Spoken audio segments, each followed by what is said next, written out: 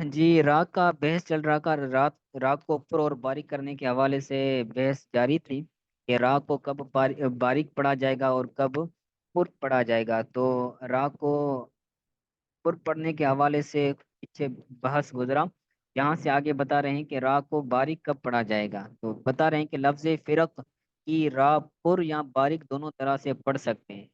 لفظ فرق ایسا لفظ ہے جس کی را کو یعنی باریک بھی پڑھ سکتے ہیں اور پر بھی پڑھ سکتے ہیں. اس کے بعد بتا رہے ہیں کہ را ساکن سے پہلے کسرہ ہو اور حروف مستعلیہ میں سے کوئی حرف دوسرے کلمہ میں ہو تو اس وقت کی را کو باریک پڑھا جائے گا. را ساکن ہو اور را ساکن سے پہلے کسرہ ہو، را ساکن سے پہلے کسرہ ہو اور حروف مستعلیہ دوسرے کلمہ میں ہو تو وہاں پر اس را ساکنہ کو باریک پڑھا جائے گا. جیسے فصبر صبرن، فصبر صبرا، فصبر صبرا. را کو پر پڑھیں گے جو ساکن ہے. اسی طرح را ساکن سے پہلے کسرائے اصلی ہو، کسرائے اصلی اسی کلمہ میں ہو،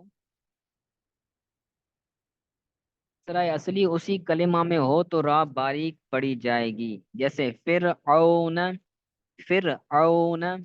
ایک ہوتی ہے کسرائے اصلی اور دوسری ہوتی ہے کسرائے عوضی. عوضی جو حرکت ہوتی ہے وہ حرکت کسی کے عوض دی جاتی ہے. جیسے کوئی قاعدہ لگا، کوئی صرف کا یا نحو کا قاعدہ لگا، اس کے بعد اس کو کوئی حرکت دی گئی تو یہ وہ حرکت عوضی ہوتی ہے. اسی طرح جو حرکت عوضی نہ ہو، اس کلمے کی اپنی حرکت ہو تو اس حرکت کو حرکت اصلی کہتے ہیں، یعنی اس کو کسی قسم کی کا عوض نہیں دیا گیا ہوتا. تو یہاں پر کسرہ اصلی ہے فرعون. فرعون لفظ کے فا کے نیچے جو زیر ہے وہ زیر اس کی اپنی کسرہ جو ہے وہ کسرہ اس کی اپنی اصلی ہے. اور یہاں پر را ہے تو را ساکن سے پہلے اگر کسرہ اصلی اسی کلمہ میں ہو تو اس وقت بھی را کو باریک پڑھا جائے گا. پھر اون، را کو یہاں پر موٹا نہیں کریں گے بلکہ باریک پڑھیں گے. پھر اون، پھر اون. ٹھیک ہے. تو دو چیزیں پیچھے بیان کی، ایک را متحرکہ کے حوالے سے کہ را متحرکہ کو کب باریک پڑھا جائے گا، کب ساکن کب پر پڑھا جائے گا، اور پھر را کے ساکن ہونے کے اعتبار سے بیان کیا کہ را ساکنہ کو کب باریک پڑھیں گے اور کب پر پڑھیں گے. تو را کے حوالے سے 6 چیزوں کا پہلے ذکر کیا تھا کہ را کو 6 چیزوں کے اعتبار سے ان کو کبھی باریک پڑھا جائے گا، کبھی پر پڑھا جائے گا. اس کے بعد ان 3 کو بیان کرنے کے بعد تیسرا بیان کرتے ہیں کہ را موقوفہ کی تفخیم و ترقیق کے قواعد. را موقوفہ کی تفخیم و ترقیق کے قواعد کہ را سب سے پہلے را موقوفہ کی تعریف کریں گے، پھر اس کے چند قواعد بیان کریں گے کہ را موقوفہ کیسے کہتے ہیں. را موقوفہ یعنی وہ را جس پر سکون کے ساتھ وقف کیا جائے. موقوفہ وقف سے نکلا ہوا ہے، یعنی وہ را جس کو وقف کی صورت میں سکون کے ساتھ پڑھا جائے، وہ را جس پر سکون کے ساتھ وقف کیا جائے تو اس را کے قواعد یہاں پہ بیان کر رہے ہیں. را موقوفہ سے پہلے زبر ہو یا را موقوفہ سے پہلے پیش ہو تو را پر ہوگی. جیسے ون ہر. تو یہاں پر را ہے، را ساکن ہے اور یہاں پر وقف کیا جا رہا ہے. تو یہاں پر را ساکن ہے اور یہاں پر وقف کیا جا رہا ہے تو را موقوفہ سے پہلے زبر ہے تو یہاں پر را کو آ جائے گا ون ہر، ون ہر.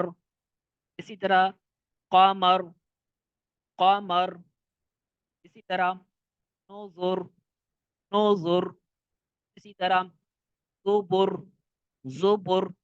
تو یا موقوفہ ہے تو را موقوفہ ہے تو را موقوفہ سے پہلے زبر آ جائے یا را موقوفہ سے پہلے پیش آ جائے تو اس صورت کے اندر را کو موٹا پڑھیں گے، را کو پر پڑھیں گے. اسی طرح دوسرا را موقوفہ کا قاعدہ بتا رہے ہیں کہ را موقوفہ سے پہلے حرف ساکن ہو اور اس ساکن حرف سے پہلے حرف مفتوح یا مضموم ہو تو را پر ہوگی۔ تین چیزیں بیان کی، ایک تو را موقوفہ سے پہلے ساکن ہو، را موقوفہ ہو اور را موقوفہ سے پہلے والا حرف ساکن ہو اور اس ساکن سے پہلے والا حرف مفتوح ہو یا مضموم ہو تو اس وقت بھی را کو پر پڑھا جائے گا۔ جیسے یہاں پر والعصر، والعصر، یہاں پر را ہے اور را ساکن سے پہلے را موقوفہ ہے، را موقوفہ سے پہلے ساکن حرف ہے اور ساکن حرف سے پہلے یہاں پر عین پر فتحہ ہے، یعنی عین مفتوح ہے، یہاں پر بھی را موقوفہ کو مفتوح پر پڑھا جائے گا۔ اسی طرح وقتور، وقتور، العصر، وقتور، تو یہاں پر را کو پر پڑھا جائے گا کیونکہ را موقوفہ ہے، را موقوفہ سے پہلے والا حرف، را موقوفہ سے پہلے والا حرف ساکن ہے اور ساکن حرف سے پہلے والا حرف مضموم ہے، تو را موقوفہ سے پہلے پہلے ساکن اور ساکن سے پہلے مفتوح یا مضموم حرف ہو تو وہاں پر را موقوفہ کو پر پڑھا جائے گا۔ اسی طرح النار، یہاں پر بھی الف چونکہ ساکن ہوتا ہے، اسی طرح نور، نور، تو ہمارا جو فوکس ہے وہ را ہے تو را کو یہاں پر پڑھا جائے گا۔ را موقوفہ،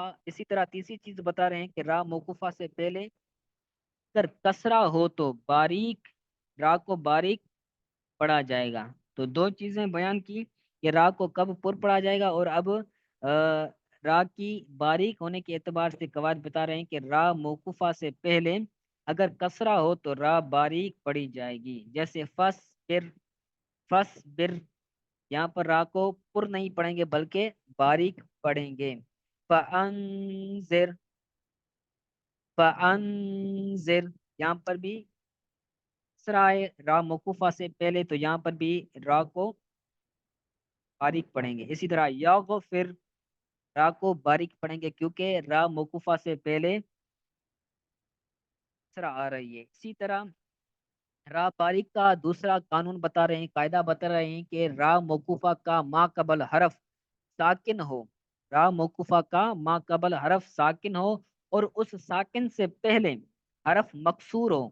پیچھے بیان ہوا تھا کہ را موقوفہ سے پہلے حرف ساکن ہو اور اس ساکن حرف سے پہلے مفتوح یا مضموم ہو، تو وہی قاعدہ ہے، صرف آگے بتا رہے ہیں کہ اس ساکن حرف سے پہلے مکسور ہو، تو وہاں مضموم اور مفتوح تھا، یہاں پر مکسور ہے، تو اس صورت کے اندر اس را کو باریک پڑھا جائے گا۔ جیسے السح، السح، السح، ٹھیک ہے۔ اسی طرح حجر، حجر، ذکر، ٹھیک ہے، تو باریک پڑھیں گے کیونکہ وقف ہو رہا ہے تو اس کے اندر را کا جو ساؤنڈ نکلے گا وہ کم ہی نکلے گا، اس لیے یہاں پر زیادہ اس کو باریکی، اس کی زیادہ باریکی نظر نہیں آئے گی، ظاہر نہیں ہوگی۔ السحر، حجر، حجر، ٹھیک ہے۔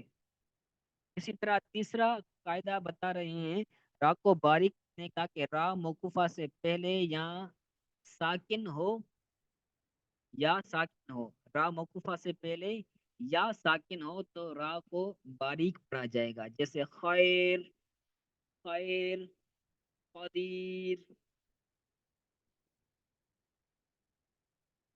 ٹھیک ہے۔ را موقوفہ ہے اور را موقوفہ سے پہلے یا آ رہی ہے جو یا ساکن ہے، تو اس صورت کے اندر بھی یا کو کیا پڑھا جائے گا؟ باریک پڑھا جائے گا۔